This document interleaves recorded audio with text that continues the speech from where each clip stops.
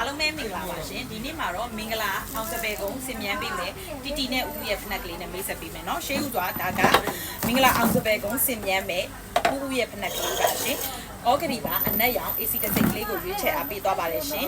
တရေစိန်ကလစ်နှစ်ထပ်ပိတ်ကလေးပါရှင်ဈေးနှုန်းလေးအနေနဲ့ဆိုရင်2000ကျပ်ပါရှင်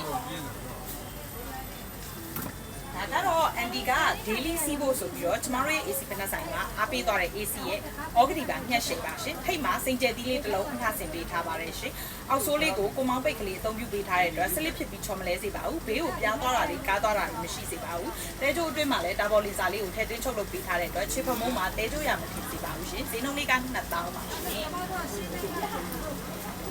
ပွဲတဲ့အခမ်းအနားမှာမင်္ဂလာအောင်စပယ်ကုန်းချင်းမြင့်ဖို့အန်တီဝစ်စစ်မဲ့ရွှေညိုရောင်ကလေးနဲ့လိုက်ဖက်တစ်တယ်မှုရှိစေရန်အလှဆင်ပေးထားတဲ့ဒီဇိုင်းကလေးဖြစ်ပါတယ်ရွှေညိုရောင်လေးပေါ်မှာစိန်ပန်းဝင်ရွှေရောင်လေးတွေငွေရောင်လေးတွေကိုတလဲ့စီချေမုံအလှဆင်ပေးထားပါတယ်တဲကျိုးနဲ့ဘေးနှစ်ပန်လိုက်ဖက်တစ်တယ်မှုရှိစေရန်အနုစိတ်အလှဆင်ပေးထားပါတယ်ရှင်